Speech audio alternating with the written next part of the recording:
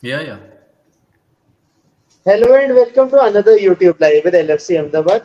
But today we have got two more people here. We have got Anirudh Bhai here, who is a Bayern fan, as I know him, and we have got another guy here, who I have not only host the podcast with, but whose team cannot beat Liverpool this season in the Champions League.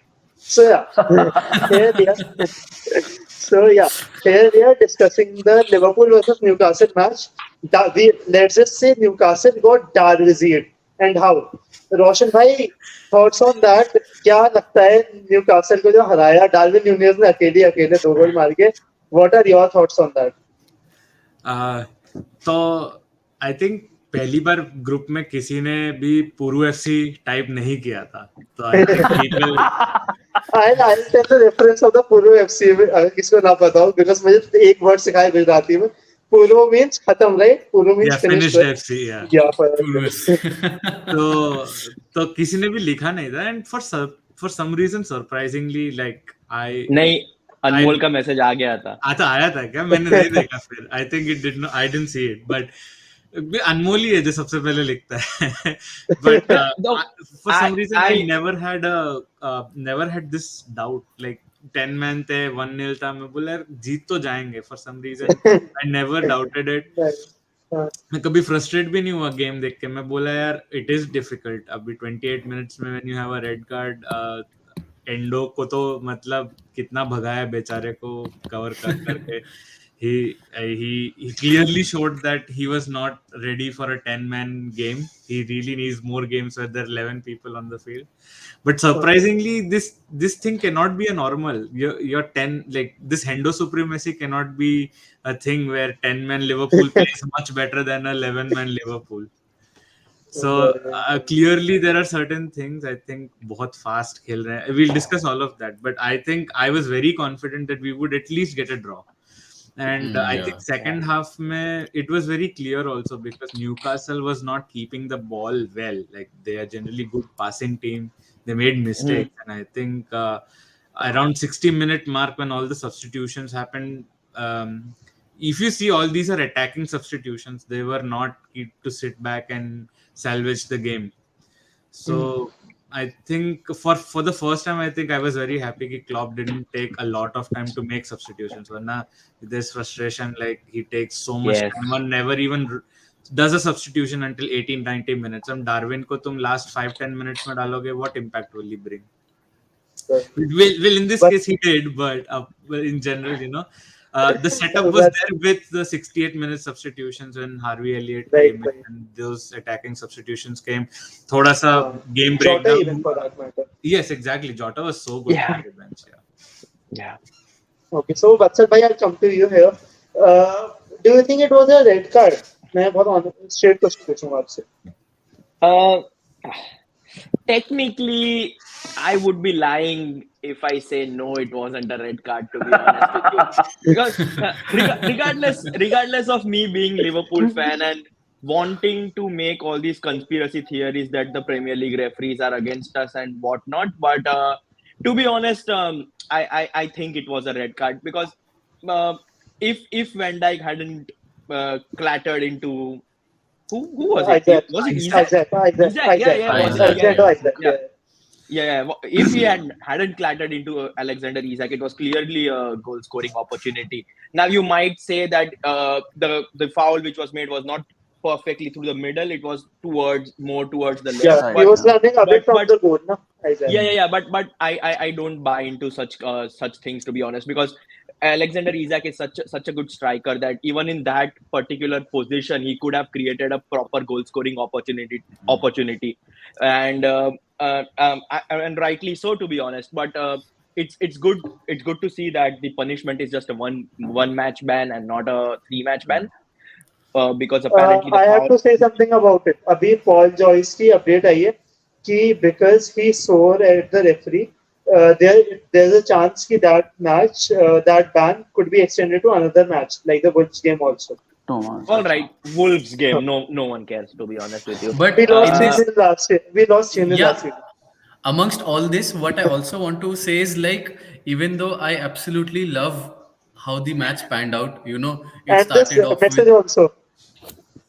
Yeah, I mean, yeah, I mean, I do have this. Like, literally now, I and Anirudh here, and I spend a lot of time with Anirudh. Like, probably apart from the indie football podcast, the guy I spend a lot of time, probably even talking about about the podcast, is Anirudh here. Yesterday, when we were watching the game together, we are not as big Liverpool fans as the remaining three of you here, and honestly, we Uh, thought there is no chance Liverpool is winning this at 1-0 after 20 minutes, 10 men down. So Anirudh, in your experience of following football matches, how do you rate the significance of yesterday's match? And do you think like the matches like Yeah. these galvanize a side like Liverpool, that like now they'll feel like if we have won it from here, we can win it from literally any other position? Mm-hmm. Yeah, yeah. So in my opinion, I was really surprised to see the result, the way it panned out. I would be Yeah. honest. I have Yeah. because last speaking only from the stats perspective, speaking from a third eyes perspective, Newcastle's defense is was impenetrable last year, and there's not a lot of things that have changed. I don't know what went wrong, how it is, was something happened. Tonali should usually commands the midfield to a good extent. Things didn't work out, and like I've seen Liverpool fans already started claiming is the start of a Darwin Nunez era. I don't know how true it is, but I have seen people already on social media doing this, and seeing those goals, seeing the situation it came in, I got to say it. If he can continue this, it could be a start of an era. Hmm. I'm I, I'm not a big fan of it because I don't really like how he plays. Because and seeing last year's This is performance, this is like the worst possible place you could ever say this, Anirudh, in your life. I mean, I, I would say, but it's like last year's performance was not his most commendable performance. But if this is how you is going ahead, it is a start of an era. It is a start of an era. I resonate with See. Anirudh Bhai here because even I feel that that's why I just interrupt you here. I just resonate with Anirudh Bhai here because even I want to be very modest about it. That I don't like. I really want to say that it's just Darwin Nunez's world and we are just living in it. That's all I feel. I was gonna and say the yeah, same thing. the the reason why those goals, I think Anirudh mentioned that Newcastle's defense last season was pretty amazing, and let's be honest, none of those back four players have gone. No additions as well. But I guess That's what. the reason why Liverpool were able to penetrate that defense is mainly down to Darwin Núñez's pace, because if you I'm sure you guys paid attention, like he was on the shoulder of the last man all the time, huh, a fraction right, here and there, and it would have been an offside decision, to be honest. True. right, Either both, absolutely. I'm talking about both the goals here. So it's all down to Darwin Núñez's precision, and I've already always stayed true to the fact that he's quote unquote a confidence kind of a player. If he is in Definitely. confident, he will make those moves correctly. He will not he will find the target from acute angles like we saw yesterday again. But if he's not in confidence, he's bound to make one-on-one misses, like someone like Jota has been doing when he just returned from injury last season. So Yeah, I think this performance was not only a morale boost for Liverpool as a whole, but specifically for Darwin Núñez, because he has proved on the world stage that what he's capable of, and the and the and how should I put it, the expectations, the weight of that price tag which was there last season, kind of has, judging from just Been one performance, I'm justified. saying I don't have Been a big, justified. Yeah. yeah, yeah. I don't have a big At a I just yeah, feel at a time when there are people Liverpool are short when it comes to defenders and midfielders. Statistically, they have the smallest squad in the Premier League with just yeah, 23 senior players. So I just feel at a time like that, when the attack is performing, the attack needs to kind of overperform here to bear the brunt of what's happening in the midfield and True. the defense, especially with the injuries that have been there. So I feel, of course, it's a step in the right direction that all five of our forwards are at the level best and have a good amount of match fitness, especially with Bendo coming in can be a big help in these sort of games, especially when we are say winning 1-0 or like winning by a goal or two. Though I'll come to you here before I go to Roshan Bhai for your next question and Anju Bhai subsequently. Yeah, just like So, maybe sorry. Just one yeah, before going to that is I would want to touch base on what Roshan was saying previously that it is surprising how please a go ahead. 10-man game actually performed way better than the 11-man Liverpool Huh, was, Yeah. which is right, it's something that is really surprising.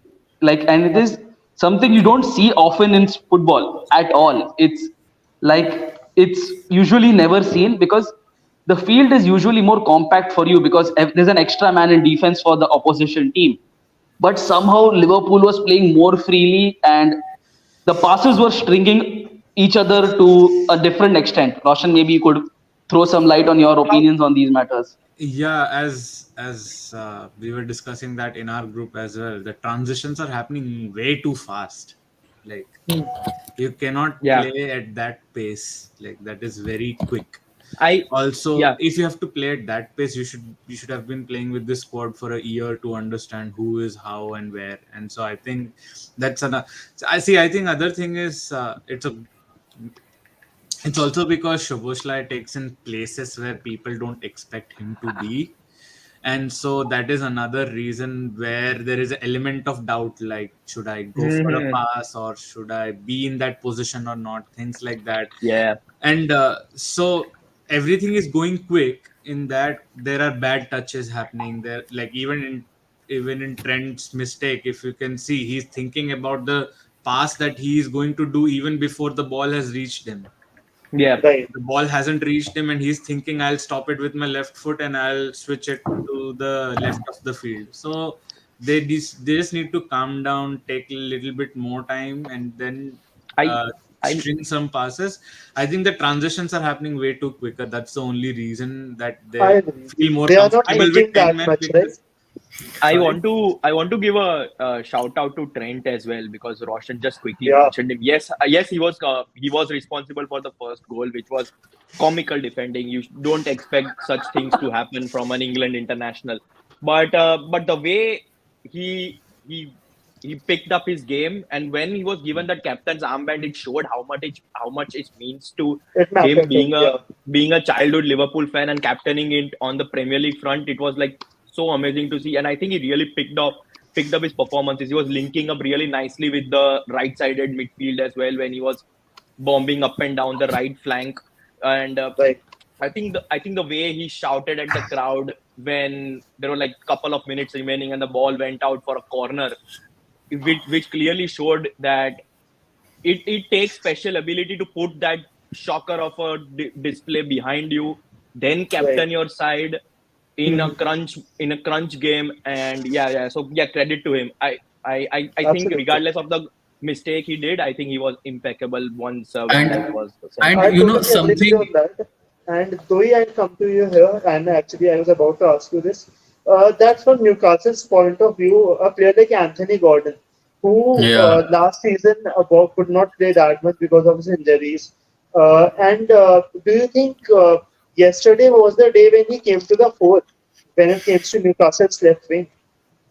Yes, I feel with my limited knowledge around Newcastle's players, what I feel is how the match began was at least like the dream come true for Newcastle, especially considering they lost to Yes. Manchester City last Yeah, week. And now when what happens is, in my neutral opinion of viewing the football match that we saw yesterday between Liverpool and Newcastle, as the match went through, the team under pressure constantly found ways to elevate their game to the next level. Yeah. And as Yes. and as everyone who was viewing the match, they felt like, there's just no way Liverpool can even score a goal, let alone winning the match. And Newcastle just Hmm. missed taking the match and finishing it when they had the opportunity to do so. right.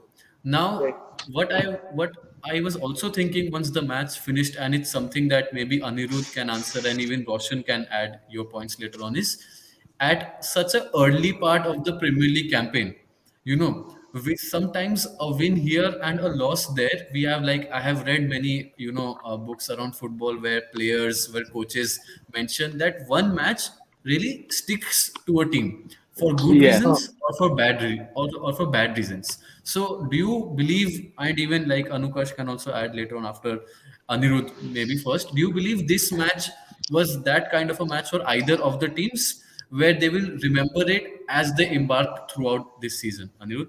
Yes. Uh, yeah. So like in my case, what I think as a like I'm a Bayern fan, so this match is not as mean doesn't mean to me as much as it means to the rest of the panel. But Yeah. yeah, so in these cases, from what it seems like, this is the character building match of the season, and this is what you think Klopp will going down the line like every time. Guys, you've already stepped up once. This is you can do it again. You've seen Trent being the responsible person. You've seen him take the charge, and like from a very third eyes perspective, like where I stand, I don't know is it the situation, but Darwin Nunez really shines when it's the chaos moments, and like because he's that poacher kind player and off the shoulder, the moments which are high pressure he tends to be the star because one right. slight focus from him, he ends up converting it because you cannot leave him unguarded. So Right. chaos Hmm. moments like this where everybody is high on their edges and nerves are the moments where he can shine the most, I believe. So yeah, if There's a reason maybe he's synonymous with chaos, Anirudh Bhai, because that's what you get with him all the time. So Vatsal Bhai, I'll come to you here. Yeah. Someone we had brought in to do exactly the opposite of chaos is Endo. Now I know Vatsal Bhai, you absolutely hate talking about transfers. That's the reason I want to ask you this question. What is your opinion on Endo and his performance yesterday? Can you repeat the question? Your question was I'm cut. saying that what is your opinion on Endo and his performance yesterday, and how do you see him doing in the next matches coming forward? I think one thing which is absolutely clear from not only yesterday but the debut match he played against Bournemouth is that he is a natural defensive midfielder which we wanted, regardless of whether he was our first choice. He was clearly not our first choice because we made bid for Caicedo and Lavia, but he is someone who is there just to play that role. He is not someone who is a central attacking midfielder or a central midfielder who is being forced to play defensive midfield because we don't have any. It is very clear that that's his role and that's what he's going to do.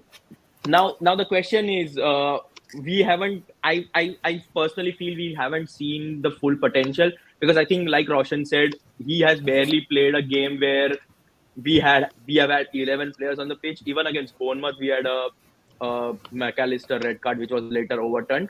And even here, he was brought into he was playing whilst Van Dijk was sent off. So it's early signs are really promising.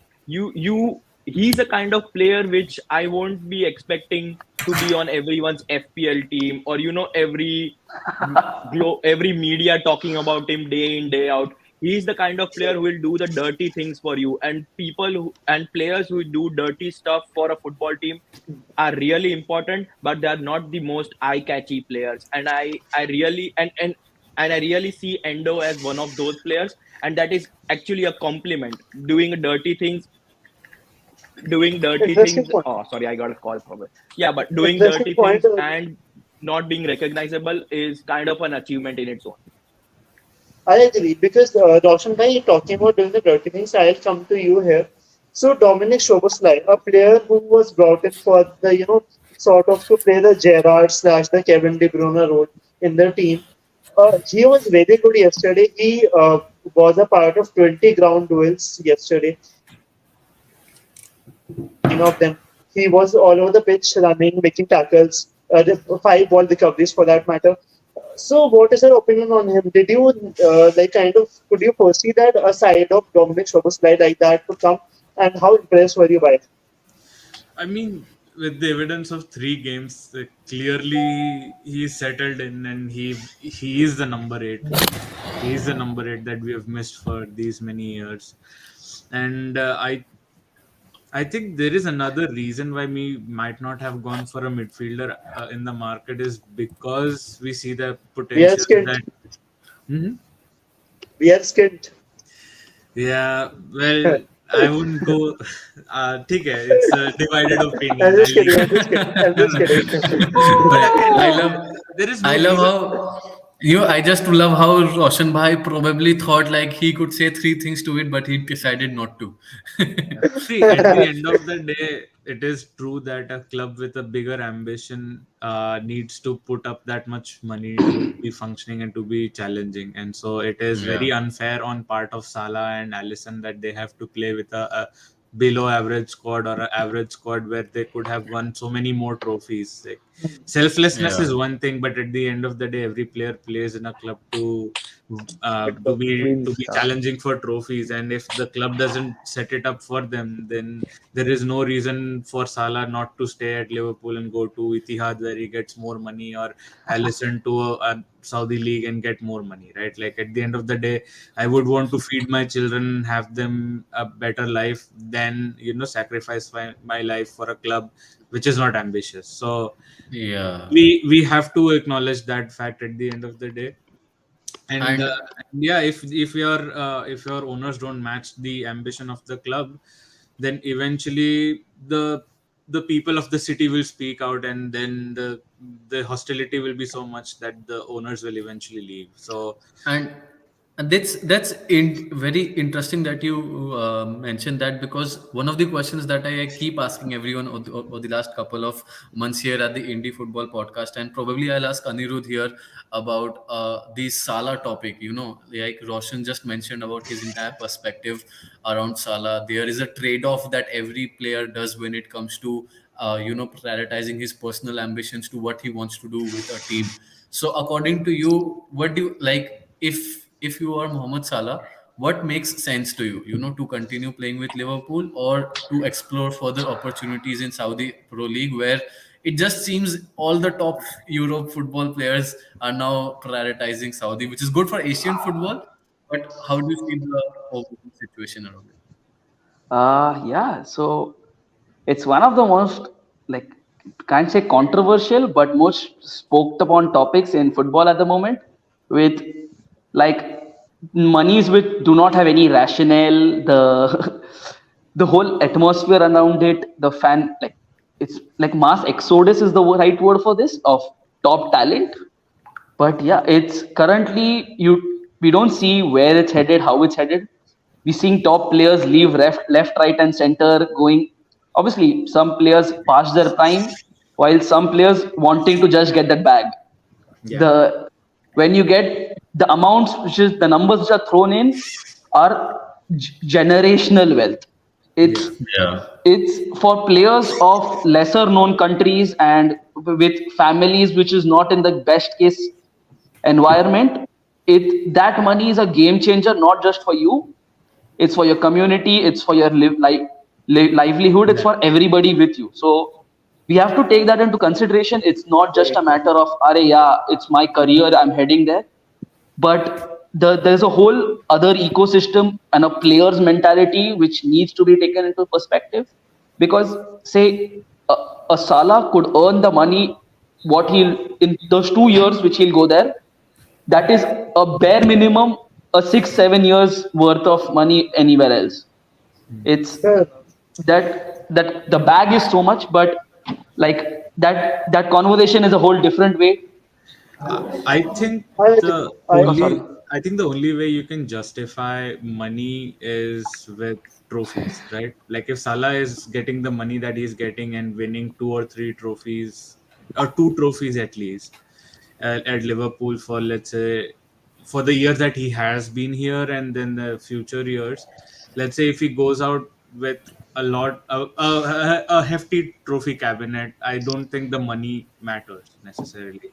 But if Exactly. he's not make if the squad is not good enough and he's not able to win with the Definitely. squad, then I would Yeah. make more money and be the top talent in that Mm-hmm. country Yeah. rather than win trophies. Na? So That's what, Yeah. like, but it is again for the player of that age also. Like that is another variable that But we have to look at. So Anukash, you first asked Roshan that about Salah, whether he should leave or not. I have a very controversial take on this, and I might be scrutinized, scrutified That's why on that Instagram or you whatever.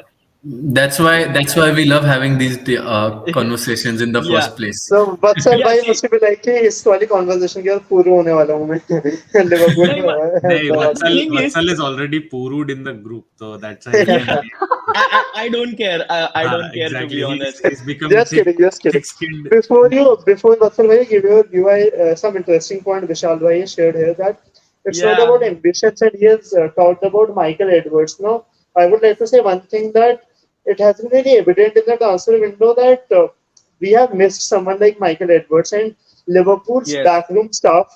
The changes in the what's happening behind the gaffer are starting to show on the field as a structure because yesterday as much as we can be of that mentality कि नहीं कोई बात नहीं FSG and I agree with Roshan bhai whenever he says that FSG have been okay owners they haven't been bad but the thing is I really feel that with the money they have spent in the recent years better players could have come in and especially in this transfer window it wasn't worth the embarrassment going after Caicedo and Lavia in a way that both of them went to Chelsea.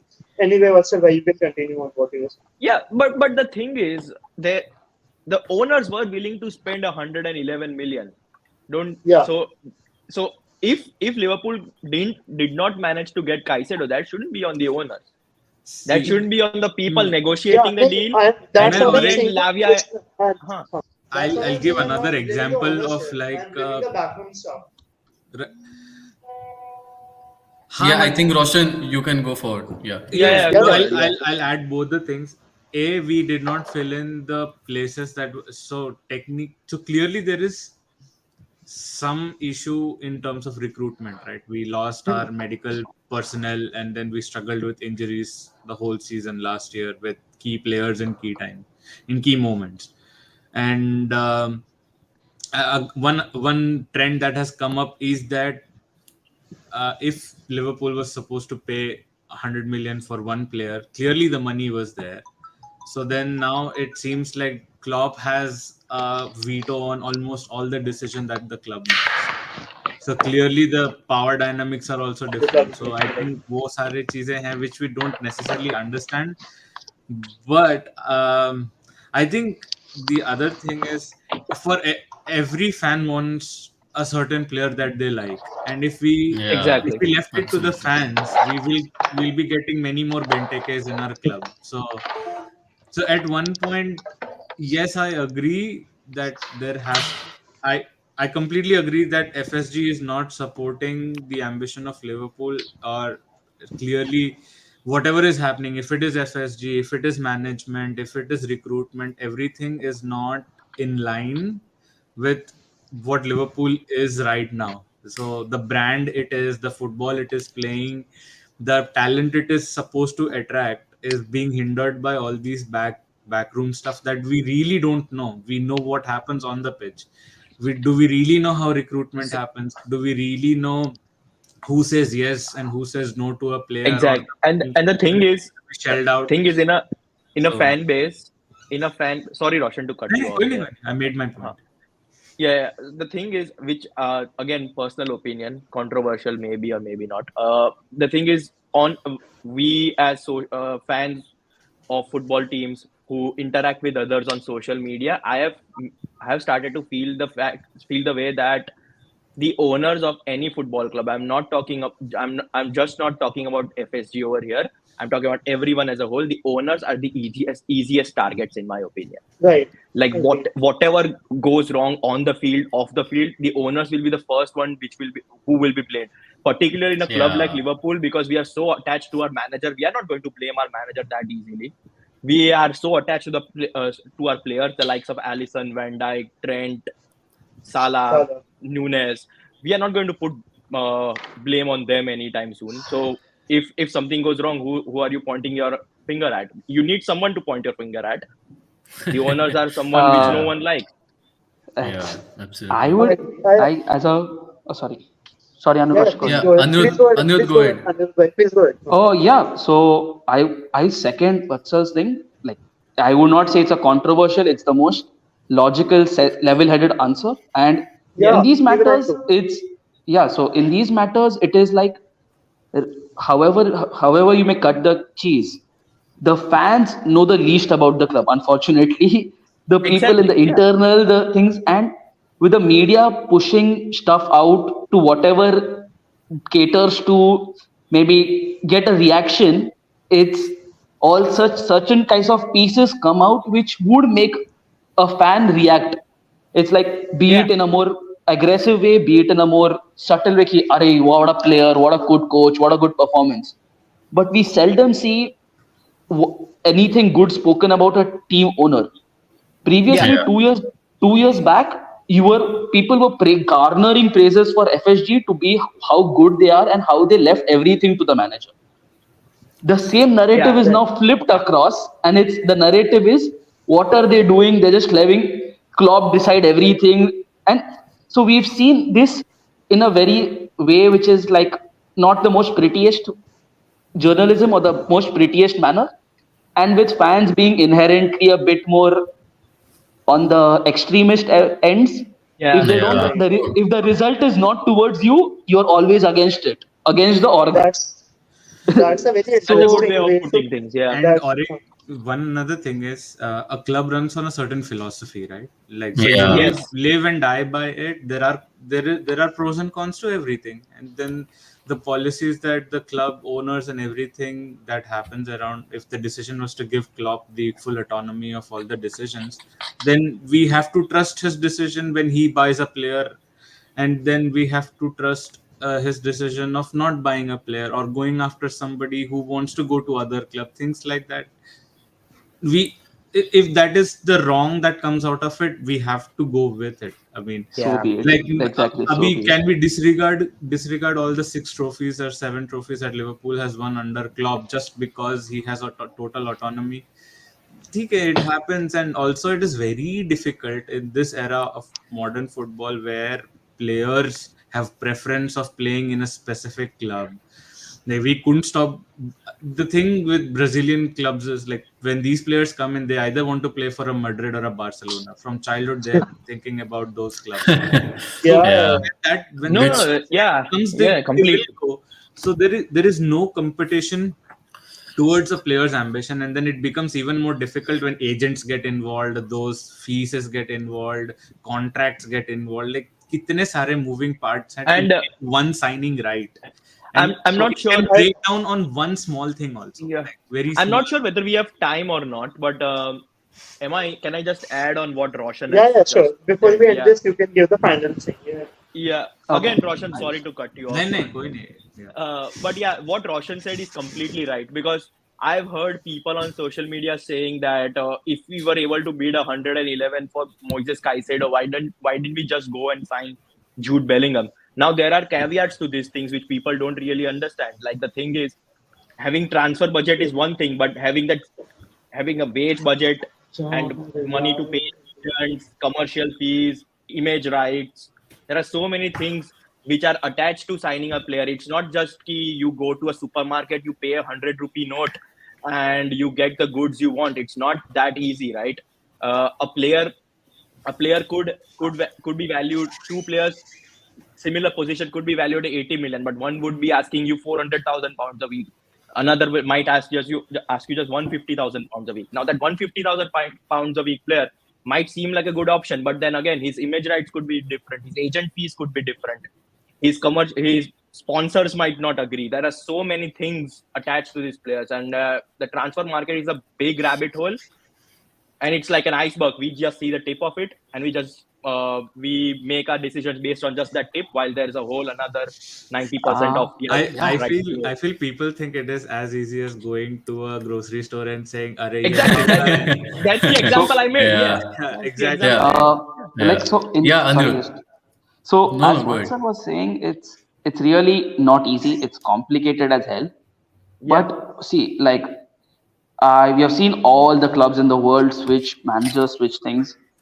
We are like, as a fan who is like, as a Bayern fan and who is not really a Liverpool supporter or in these matters, it is so fun to watch a team owner and a manager stick to each other, and it's like, yeah, we have a vision for us, we will take it our route, we might make mistakes, we might not get it right the first time, we have gotten it right in the past, and we aim to get it again.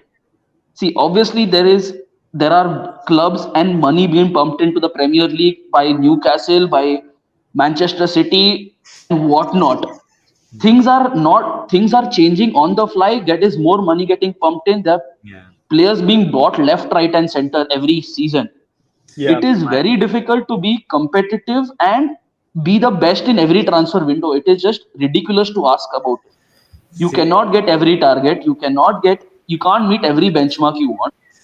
There is a But constant threat for Saudi, and yeah, but still a club with its roots and its team owner and management being together, nothing like it. And Yeah. but see the what I feel is, yeah, ridiculousness. one thing, Roshan bhai, what I was thinking around this is, do you think the use of data, like every time we speak so much around, sports data, data around playing, data around performance data, do you think data around these transfer windows will also 5 to 10 years down the line make improved discussions around the conversation that we're having right now? Yeah. And I think that is where the director of football and things like that also happen. So for unfortunately for Yeah. Liverpool, they haven't had someone like a brilliant Michael Edwards. There are the problem is that the club is run on the shoulders of so many people, and their philosophy of what the personality they have for that specific position Yes. determines so many things, right? So someone like a Jörg Schmadtke, who is very very known for he knows all the German clubs and all the players in Bundesliga. He will target those set of players. Michael Edwards Exactly. is good with negotiating with people, and also, like, I mean, I could not have thought of selling Ryan Brewster for 20 million pounds. Like, no way he Yeah. was that Absolutely. much, Even right? Jordan IB for 15 million pounds was a very big deal Jordan at Ibe that was point a of rare. time. Yeah. Yeah, Yeah. So, Jordan IB. and the so and I everybody feel, brings an expertise, right? And so yeah, maybe some people are feel people, like they feel that this is a good signing. They feel yeah. that they have seen enough of a potential. Then there are people who are data set of people, like they don't care what a player does, but the aggregate of all the performances and all the metrics that go into analyzing a player, that determines a decision. So And I, Mm-hmm. these so personalities, I I think you cannot never have the best of the pie.